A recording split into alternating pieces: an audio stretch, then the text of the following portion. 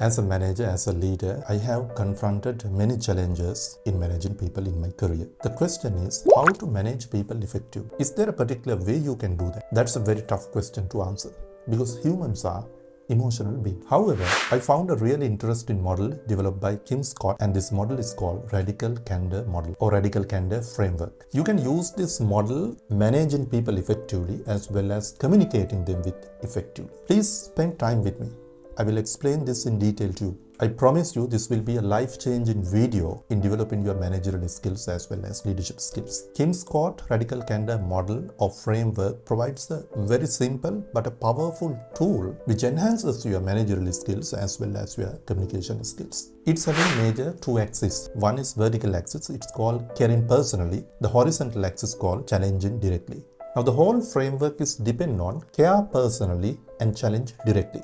First of all, we'll clarify what are these phrases. Care personally in the sense that you're having a genuine concern about the people you work with. That care person is not limited to 9 to 5. It goes beyond that. It's about building trust, understanding their motivations, and creating sense of psychological safety. For example, if one of your employees going through a difficult time period personally, care personally would involve in identify the situation, offering support, and adjusting your expectations accordingly rather than focusing only on the performance. In simple terms, caring personally means you're having a genuine care about the other person as a human being. It's beyond the work performance. It's beyond the work scope. Challenge directly in the sense, being honest and provide feedback even when it is difficult. It means giving praise and criticism clearly and unambiguously. For instance, if an employee make a poor presentation, challenge directly would involve telling him directly that the presentation is not good. Not only that, the leader will provide the explanation why he is telling like that, and also he will offer the help for him. This is a genuine feedback rather than sugarcoating it. You know what? When the leaders give genuine feedback, the employees can feel that.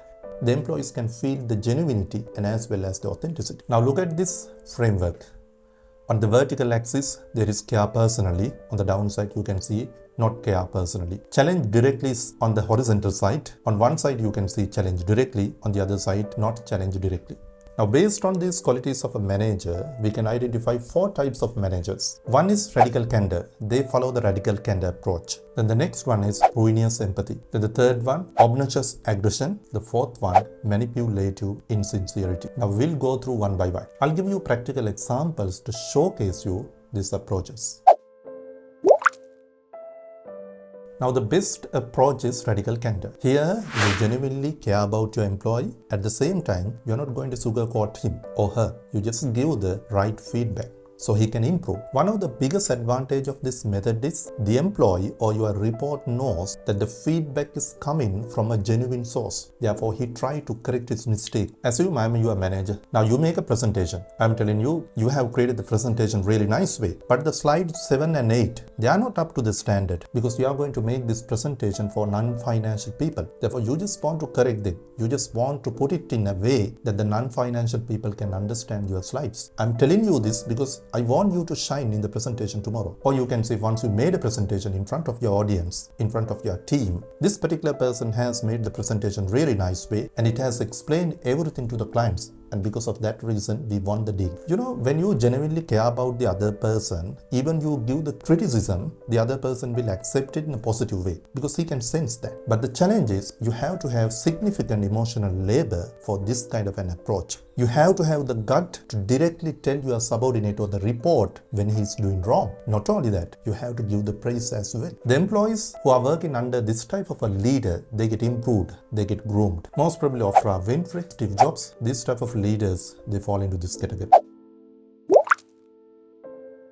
Obnoxious aggression. You challenge directly, but you are not caring about the people. Oftentimes, we have heard about these type of people, brutal, honest people. The one of the biggest advantages when you are following this type of an approach, you can get the outcome, but only in the short term. In the long term, your good people will leave the organization. They don't like to work under that kind of a pressure. because that pressure doesn't come from a genuine source. The leader may feel like a robot, a machine, rather than a human being. Now, these type of people are like this. As if one of the reports does a presentation. So in front of everyone, he's telling like this: Alex, you didn't prepare for the presentation properly. It seems you are really incompetent. You have to improve on the next time. Or another example: good job on the report, but it was luck rather than you are competent. Don't mess up on the next time. You criticize that particular person in front of everybody, but the feedback may be right, but it's not the way that you have to communicate, that you have to convey that message to the employee. Most probably, as a rule of thumb, when you give the criticism, give it on privately, and when you give the praise, give it publicly. Then your report knows that the leader is genuine and the message is genuine. According to my training experience, I have seen there are some leaders, they do act just like school principals. The employees are really scared about it, but they get the work done at the end of the day. But employees are really unhappy. They don't have the creativity. They are living in fear and doubt. You should not create that kind of environment in your workplace. Sooner or later, you will lose your talented employees if you are continuing that. Now, the leaders or the managers who follow ruinous empathy, actually they want to maintain a very good relationship of their employees or the subordinates at the cost of their performance. You may be having a very good relationship with your subordinates only for a shorter period of time. The people who are working under this type of leaders or managers, they will never groom. They can't get promotions. They will not suitable for the next positions. Assume I'm a manager who follows ruinous empathy approach and you are my report subordinate and you make mistakes in reports and these are recurring. Now I can directly give you the feedback to correct that mistake and to improve that. But rather than doing that, I'm telling nothing to you because the ultimate objective is, I believe you are very sensitive. I don't need to upset you. Therefore, I am telling you, your report is really good. You did a great job. You will be happy. I will be having a peace of mind. But it will cost the company. It will cost the career of you. You will be a short-term friend of mine, but in the long term, you will see myself as an enemy because I have never groomed you. Sometimes I have seen people are telling, you did a great job, keep it up. This kind of a praise doesn't mean anything because it doesn't specifically tell what kind of great thing he has done. Therefore, you should avoid this kind of an approach. If a leader, manager follows this approach, manipulative insincerity, I think he is a very poor leader, very poor manager. Here, you are not caring personally about your employee or the report, and at the same time, you are not challenging them directly. So therefore, you can't get the outcome from your employees, and at the same time, you are just like an enemy for your employees. To tell you honestly, this is the worst quadrant. This involves backstabbing, political and passive-aggressive behavior. Both praise and criticism comes out of this type of a leader. It's not sincere. Oftentimes, this type of leaders work on an agenda. It's a self-protective agenda. Now, this type of a leader will work like this. Now, assume I'm a manipulative, insincerity, approach-following manager and you are my subordinate. And you create a report or a project. I'm telling you, that's a decent report. That's a decent draft. Nice effort. I'm telling you on your face. But with my managers and other colleagues, I'm telling this draft is terrible. I can't believe he has put very little effort for this. I think he is not suitable for this position. You see, in front of the person, give the praise, but on the other side, he give the criticism, just like backstabbing. Or they may be telling all the bad things for the senior manager about the report. This type of managers are insecure. They just want to maintain their position. They just want to protect themselves. But in the long run, they create toxic environment within the organization because it kills the productivity and creates political culture where people are afraid to be open. If you are falling either one of these categories, be cautious. If you are in the radical candor category, I congratulate you. But don't worry. If you are in other categories, try to develop your weakness. For example, if you just want to be